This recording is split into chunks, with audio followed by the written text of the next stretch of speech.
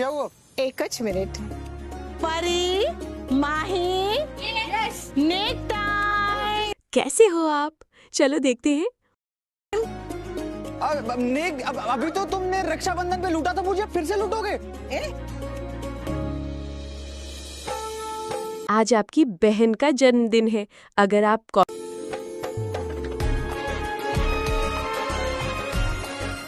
नेक दो. हाँ, इतने ही हैं, इतने हैं, तुम तीनों बांट लो. दिन है, अगर आप कमेंट में हैप्पी बर्थडे इसमें कुछ नहीं होगा आज, प्लीज.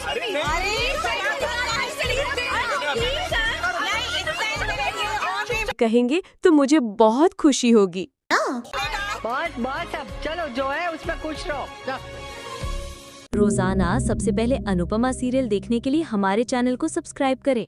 एपिसोड की स्टार्टिंग में हम देखते हैं अनु और सब लोग मिलकर डांस कर रहे होते हैं. सभी लोग काफी ज्यादा एंजॉय करते हैं. फिर हम देखते हैं राही और अनु घर के अंदर आ जाते हैं और वो बारातियों का स्वागत करती है. अनुपमा उसका तिलक करती है. उसको बोल रही होती है तुम पहले घर के अंदर नहीं जा सकते. माही और परी वहां पर आती है. वो दोनों कलश लेकर आती है. फिर हम देखते हैं अंश सब लोगों को नेक देता है. राही, माही, परी ये तीनों बोल रहे होते इतने से नेक से क्या होगा. अनुपमा बोलती है राही शांत हो जा. इधर बा बोलती है अरे शांत हो जाओ.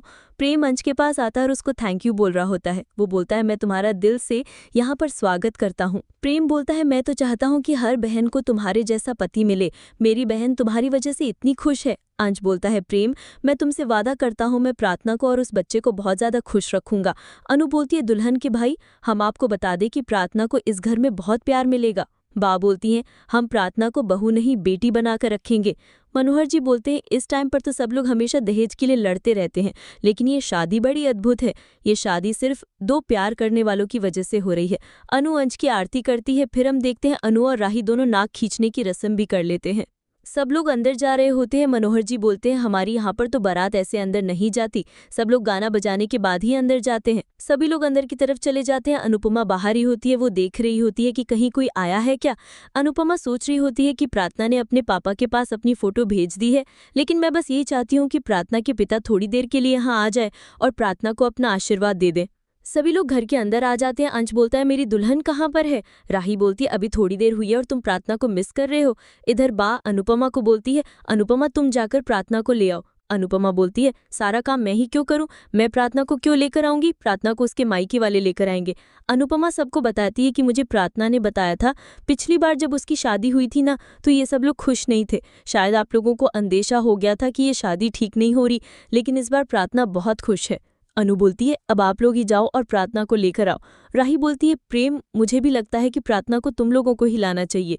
इधर परी बोलती है हाँ प्रार्थना दीदी को आप लोग ही ले आओ. बाबूजी बोलते हैं वैसे तो दुल्हन को मंडप में उसकी सहेलियां, माँ ये सब लोग लेकर आते हैं. दुल्हन के पिता भाई ये सब लोग तो काम में बिजी होते हैं, पर आप लोग जाकर प्रार्थना को ला सकते हैं. प्रेम और काका ये लोग इमोशनल हो जाते हैं. इधर मामा जी बोल रहे होते सब रो रहे हैं, विदाई की रस्म हो रही है क्या. बा बोलती है अरे ऐसा कुछ नहीं हो रहा. इधर अनु बोलती है प्रेम, अनिल जे राजा बादशाह जाकर प्रार्थना को ले आओ. प्रेम, काका, राजा बादशाह सब प्रार्थना के पास आ जाते हैं. प्रार्थना बहुत ज्यादा खुश होती है. प्रेम बोलता है दुनिया की बेस्ट दुल्हन को हम खुद लेकर जाएंगे. काका बोलते हैं दुनिया के बेस्ट दूल्हे के पास. हम देखते हैं सब लोग प्रार्थना को बाहर ले आते हैं. परी और राही प्रार्थना को कवर करके आ रहे होते हैं. इधर अंश को प्रार्थना का चेहरा नहीं दिख पा रहा होता. अंश इधर उधर प्रार्थना का चेहरा देखने की कोशिश भी करता है. इधर भावेश बोल रहा होता है पहले तुम लोग विश मांग लो. ऐसे बोला जाता है कि शादी में भगवान जी को भी निमंत्रण दिया जाता है. शायद हो सकता है आप दोनों की विश पूरी हो जाए. प्रार्थना बोल रही होती है भगवान जी मैं चाहती हूँ कि मेरे पापा यहाँ पर आ जाए. इधर अंश बोल रहा होता है मैं तो यही चाहता हूँ कि मैं, प्रार्थना और हमारा बच्चा हम हमेशा खुश रहें. अंश और प्रार्थना के बीच का पर्दा हट जाता है और दोनों एक दूसरे को देख रहे होते हैं. वो बोलती है ऐसे ही एक दूसरे को देखते रहोगे या फिर वरमाला की रस्म भी पूरी करोगे. किंजल वरमाला ला रही होती है. वो बोलती है यहाँ पर तो सिर्फ एक ही माला है. अनु बोलती है मैंने 2 रखी थी. इधर हम देखते दूसरी माला मामा जी के पास होती है. वो बोलते हैं कि आज मेरी शादी है, मैं दुल्हन को वरमाला पहना दूंगा. अनुपमा मामा जी को रोकती है. वो बोलते हैं कि आपकी शादी नहीं है. मनोहर जी बोल रहे होते लंकेश तुम्हें कितनी बार समझाऊं, तुम्हारी शादी नहीं है, कंस की शादी है. तोशु बोलता है कंस नहीं अंश. मनोहर जी बोलते मैंने भी तो वही बोला है। इधर हम देखते मामा जी बोलते कम से कम मेरी शादी नहीं करवा रहे तो मेरी सगाई ही करवा दो। बाबूजी मामा जी को समझाते हैं और मामा जी को अपने साथ रखते हैं। अंश और प्रार्थना एक दूसरे को वरमाला पहना देते हैं और दोनों बहुत ज़्यादा खुश होते हैं। आगे हम देखते हैं राही, परी और माही ये तीनों अंश के जूते ढूंढ रही होती है। राही बोलती है यहाँ पर तो इतने सारे शूज़ हैं लेकिन इनमें से अंश के जूते कौन से हैं। माही बोलती है पता नहीं। परी बोलती है पता नहीं। राही बोलती है मैं बिजी थी इसीलिए मैंने तुम दोनों को बोला था कि तुम दोनों देख लो कि अंश ने कैसे जूते पहन रखे हैं, लेकिन नहीं, तुमने नहीं देखे। परी बोलती है मैं अंश को देखकर इतना इमोशनल हो गई थी कि मेरा ध्यान जूतों पर गया ही नहीं। माही बोलती है हाँ मैंने सोचा था कि शायद फेरों के वक्त पर जूते उतारेगा, लेकिन नहीं, उसने तो वरमाला के टाइम पर ही जूते निकाल दिए। राही बोलती है कुछ भी करो लेकिन अंश के जूते चुरा लो। इधर परी और माही बोल रहे होते लेकिन हमें तो पता भी नहीं है कि अंश के जूते कैसे दिखते हैं। तभी वहां पर जस्सी और भारती आते हैं। जस्सी बोलती है कि अंश के जूते ऐसे दिखते हैं। इधर भारती बोलती है यही अंश के जूते हैं, जस्सी ने अंश के जूते पहन रखे हों। जस्सी बोलती है जूते देख लिए है ना, हम वैसे जूते छुपाए में नहीं, जूते दिखाई में ज्यादा विश्वास करते हैं। राही बोलती है जूते दिखा दिए है ना तो अब इन्हें छुपा भी लो वरना चोरी हो जाएंगे। माही बोलती है हम छुपाए हुए जूतों को भी चोरी कर लेंगे। जस्सी बोलती है जाओ जाओ, हम इन जूतों को छुपाएंगे भी नहीं और चोरी भी नहीं होने देंगे। जस्सी बोलती है देखते हैं कैसे जूते चुराओगी। राही बोलती है माही परी हमें कुछ भी करके जूते चुराने ही होंगे, अब तो ये हमारी इज्जत का सवाल बन गया है। माही बोलती है हमने उन लोगों को चैलेंज तो कर दिया है लेकिन जूते चुराएंगे कैसे। राही बोलती है कुछ तो करना ही होगा। आगे हम देखते हैं प्रार्थना और अंश को मंडप में बिठा दिया जाता है। यहाँ पर रस्म शुरू हो जाती है। प्रार्थना बार बार दरवाजे की तरफ देख रही होती है। अनिल देखता है कि प्रार्थना परेशान है। अनिल मीता को बोलता है मोटा भाई तो अजीब जिद लेकर बैठ गए हैं। उन्हें अच्छे से पता है प्रार्थना को इतना अच्छा पति मिल रहा है, इतना अच्छा परिवार मिल रहा है, फिर वो यहाँ पर क्यों नहीं आ जाते। प्रार्थना को आशीर्वाद देते थे तो कितना अच्छा होता, मैं अभी उनको कॉल करता हूँ। मेहता अनिल को रोकती है। वो बोलती है आप ऐसे बात कर रहे हो जैसे मोटा भाई को पता ही नहीं है कि आज प्रार्थना की शादी है। उनको आना होता तो वो यहाँ पर आ जाते, तुम कॉल मत करो। इधर हम देखते हैं अनु भी देखती है कि प्रार्थना परेशान है। अनु बा को बोलती है जब पंडित जी कन्यादान के लिए माता पिता को बुलाएंगे तो प्रार्थना का क्या हाल होगा।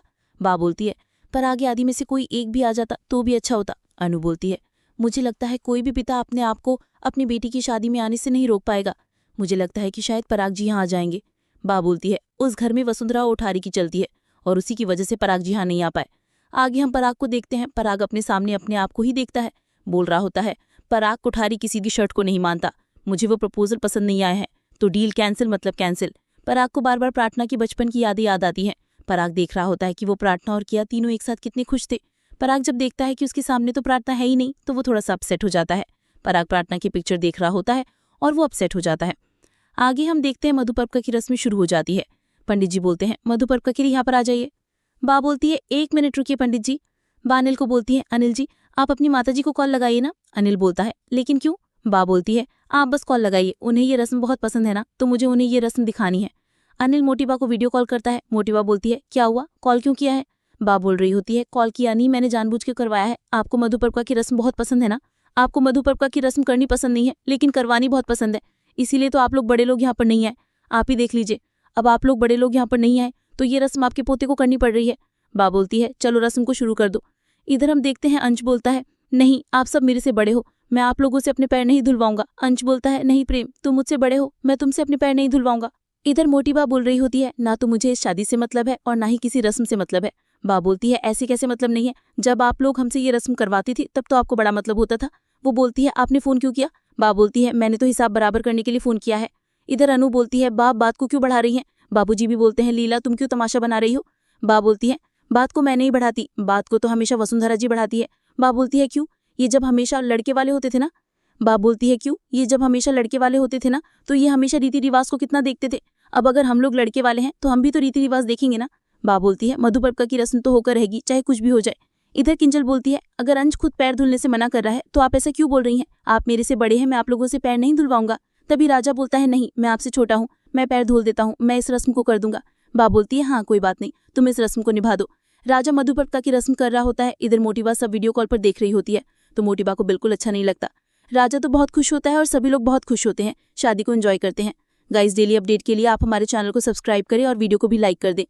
गाइज आने वाले एपिसोड में हम देखेंगे राही और अनु के बीच सब कुछ ठीक हो जाता है। राही अपनी मम्मी को गले लगा लेती है। राही देखती है कि अनु के साड़ी के पल्लू में आग लग गई है तो वो दौड़कर अपनी मम्मी के पास आती है और वो आग को बुझा देती है। इसके बाद वो अनु को गले लगाती है। अनु बोल रही होती है कि बेटा मैं बिल्कुल ठीक हूँ। राही बोलती है आपको अपना ध्यान रखना चाहिए ना, अगर आपको कुछ हो जाता तो मेरा क्या होता। सभी घर वालों को बहुत ज्यादा खुशी होती है कि फाइनली राही ने अनु को माफ कर दिया है और राही अनु के साथ अब खुश है। इधर हम देखते हैं प्रेम बहुत खुश होता है कि फाइनली राही और मम्मी के बीच भी सब ठीक हो जाएगा। हम देखते हैं सब लोग बहुत खुश होते हैं। यहाँ पर मामा जी अंश के जूते पहन लेते हैं। सब लोग बोल रहे होते हैं, देखो दूल्हे के जूते बोल रहे हैं। फिर हम देखते हैं राही, माही, परी ये सब लोग मिलकर उन जूतों को छुपा देते हैं। अनु और सब लोग फिर से डांस करते हैं। हम देखते हैं यहाँ पर सभी बहुत खुश होते हैं। धीरे धीरे करके शादी की सारी रस्में हो रही होती हैं। इधर पंडित जी बोलते हैं कि अब कन्यादान की रस्म होगी। कन्यादान की रस्म के लिए वधू के माता पिता यहाँ पर आ जाइए। तभी यहाँ पर प्रार्थना बहुत ज्यादा अपसेट हो जाती है। वो सोचती है कि मेरे माँ पापा वो तो यहाँ पर आई नहीं। इधर बा बोल रही होती है, अनिल जी, मीता जी, अब दोनों मिलकर ये रस्म निभा दीजिए। अनिल बोलता है, नहीं, मैं ये रस्म नहीं करूंगा। मैं तो यही चाहता हूँ कि ये रस्म प्रेम और राही अपने हाथों से करें। प्रेम और राही ही प्रार्थना का कन्यादान करें। प्रेम और राही दोनों ही बहुत खुश होते हैं। हम देखते हैं कन्यादान की रस्म शुरू हो जाती है। प्रेम और राही प्रार्थना और अंश के पास चले जाते हैं। यहाँ पर हम देखते हैं अनु फूल की थाली तैयार कर रही होती है। तभी अनु की साड़ी दिए से लग जाती है, जिसकी वजह से साड़ी में आग लग जाती है। राही देखती है कि उसकी मम्मी की साड़ी के पल्लू में आग लग गई है। वो दौड़कर अपनी मम्मी के पास आती है और वो आग को बुझा देती है। इसके बाद वो अनु को गले लगाती है। अनु बोल रही होती है कि बेटा मैं बिल्कुल ठीक हूँ। राही बोलती है, आपको अपना ध्यान रखना चाहिए ना, अगर आपको कुछ हो जाता तो मेरा क्या होता। सभी घर वालों को बहुत ज्यादा खुशी होती है कि फाइनली राही ने अनु को माफ कर दिया है और राही अनु के साथ अब खुश है। इधर हम देखते हैं पराग सोच रहा होता है कि मुझे प्रार्थना की शादी में जाना चाहिए। मैं अपनी बेटी का कन्यादान खुद से करना चाहता हूँ। पिछली शादी में वो बिल्कुल खुश नहीं थी, लेकिन वो अंश के साथ खुश है तो मुझे उसकी खुशी में खुश होना चाहिए। पराग यही सोचकर प्रार्थना की शादी में आ जाता है। यहाँ पर हम देखते हैं जैसे ही प्रार्थना अपने पापा को वहां पर देखती है तो वो और ज्यादा खुश हो जाती है। फिर हम देखते हैं पराग भी खुशी खुशी प्रार्थना का कन्यादान कर देता है। इधर हम गौतम और मोटी बा को देखते हैं। गौतम मोटी बा को बताता है कि पापा प्रार्थना की शादी में चले गए हैं। मोटी बा को गुस्सा आता है। मोटी बा बोलती है, मुझे लग ही रहा था कि पराग अपनी बेटी के प्यार के सामने कमजोर पड़ जाएगा। किया भी बहुत दुखी होती है। किया सोच रही होती है कि पराग जी ने मुझे बोला था कि मुझे भी अपनी बेटी की शादी में चलना चाहिए। मैं भी प्रार्थना के पास जाती और उसका कन्यादान खुद से करती। सो दोस्तों, नेक्स्ट एपिसोड में हम देखेंगे कि पराग प्रार्थना के पास फाइनली आ ही जाएगा। अगर आपको अपडेट जानना पसंद है तो आप हमारे चैनल को सब्सक्राइब करें, साथ ही साथ वीडियो को भी लाइक कर दें।